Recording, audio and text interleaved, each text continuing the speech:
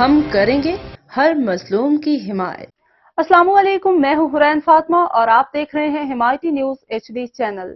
نظر ڈالتے ہیں آج کی اہم خبروں پر۔ پاکستانی عازمین حج کو مینا میں مشکلات کا سامنا، جگہ نہ ملنے کی شکایات۔ پاکستانی عازمین حج کو مینا میں مشکلات کا سامنا، جگہ نہ ملنے کی شکایات۔ مینا میں 2400 کے قریب عازمین کو درپیش مشکلات سے سعودی وزارت حج کو مسلسل آگاہ کر رہے ہیں۔ وزیر مذہبی امور AFP پاکستانی عازمین حج کو مینا میں مشکلات کا سامنا ہے اور جگہ نہ ملنے کی شکایات ہیں۔ دنیا بھر سے 20 لاکھ عازمین حج مناسک حج کے پہلے مرحلے میں مینا پہنچ گئے، تاہم مینا کے مکتب نمبر 253، 257 اور 267 میں موجود پاکستانی عازمین حج کو مشکلات کا سامنا ہے۔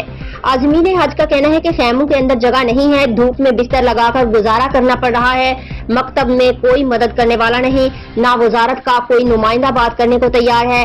وزارت مذہبی امور کے ترجمان کا کہنا ہے کہ خیموں میں جگہ ہے لیکن لوگ جگہ گھیر کر بیٹھتے ہیں، بعد میں آنے والے چاہتے ہیں انہیں نیا خیمہ ملے۔ عازمین حج ڈھیروں سامان لے کر آتے ہیں، ہدایات پر بھی عمل نہیں کرتے۔ غیر ملکی کنسلٹنسی فرم کے وفد کی سابق گورنر اسٹیٹ بینک کے ہمراہ وزیر اعظم سے ملاقات۔ غیر ملکی کنسلٹنسی فرم کے وفد کی سابق گورنر اسٹیٹ بینک کے ہمراہ وزیر اعظم سے ملاقات۔ سابق گورنر اسٹیٹ بینک رضا باکر کی عالمی شہرت یافتہ کنسلٹنسی فرم کے وفد کے ہمراہ وزیر اعظم شہباز شریف سے ملاقات کی۔ ملاقات کے موقع پر وزیر اعظم شہباز شریف نے کہا کہ سرمایہ کاری معاہدوں کو عالمی شہرت یافتہ فرمز کی مشاورت سے پایہ تکمیل تک پہنچایا جائے۔ انہوں نے کہا کہ حکومت کے حجم میں کمی اور نظام مؤثر بنانے کے لیے بھی عالمی شہرت یافتہ فرم سے مشاورت کی جائے گی۔ وزیر اعظم کا کہنا تھا کہ ملکی معیشت کی ترقی میں نجی شعبے کا کلیدی کردار ہے۔ حکومت معیشت کی بحالی کے لیے نجی شعبے کو تمام تر سہولیات فراہم کرے گی۔ لاہور ہائی کورٹ نے ہتک عزت قانون پر عمل درآمد سے روک دیا اور قانون کو عدالتی فیصلے سے مشروط کر دیا۔ لاہور ہائی کورٹ کے جسٹس امجد رفیق نے ہتک عزت ایکٹ کے خلاف لاہور پریس کلب کے صدر ارشد انصاری سمیت دیگر کی درخواستوں پر سماعت کی۔ درخواست گزاروں کے وکلاء نے موقف اپنایا کہ ایک قانون کی موجودگی میں دوسرا قانون نہیں آ سکتا، پیمرا کی موجودگی میں دوسرا قانون نہیں بن سکتا۔ پیمرا کو چینلز اور میڈیا کے خلاف کارروائی کا اختیار ہے، صحافی ذمہ داری سے رپورٹنگ کرتے ہیں، استدعا ہے کہ عدالت اس قانون کو کالعدم قرار دے۔ عدالت نے ایکٹ پر عمل درآمد کو عدالتی فیصلے سے مشروط کرتے ہوئے سماعت 4 جولائی تک ملتوی کر دی۔ سماعت کے بعد میڈیا سے گفتگو میں صدر لاہور پریس کلب ارشد انصاری کا کہنا تھا کہ امید ہے کہ عدالت اس بل کو معطل کر دے گی۔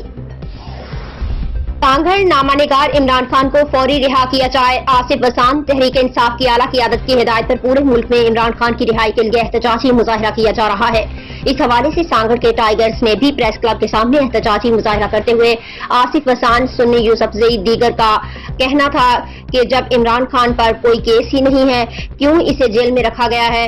پاکستان کی معزز عدالتوں نے تمام کیسز سے بری کر دیا ہے۔ انہوں نے چیف جسٹس پاکستان سے مطالبہ کیا ہے کہ عمران خان، شاہ محمود قریشی اور صنم جاوید کو فوری رہا کیا جائے۔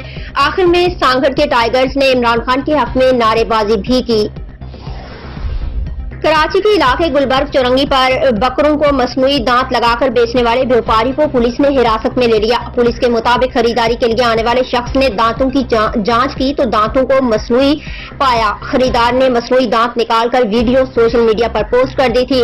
پولیس کے مطابق جانوروں کے دانت پورے کرنے کے لیے پلاسٹک کے دانت بنائے گئے تھے۔ سمن آباد تھانے کے اہلکاروں نے کارروائی کرتے ہوئے جعلی دانت لگا کر بکرے بیچنے والے میاں بیوی کو حراست میں لے لیا، جبکہ 7 بکرے بھی تھانے پہنچا دیے گئے۔ پولیس کا کہنا تھا کہ مصنوعی دانت لگا کر بکرے بیچنے کے حوالے سے کوئی مدعی شکایت لے کر تھانے نہیں آیا۔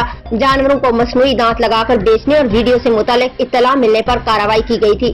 زیر حراست بیوپاریوں نے دعویٰ کیا کہ وہ حیدرآباد سے جانور بیچنے کراچی آئے تھے، انہوں نے بکروں کے دانت مصنوعی ہونے کا علم نہیں تھا۔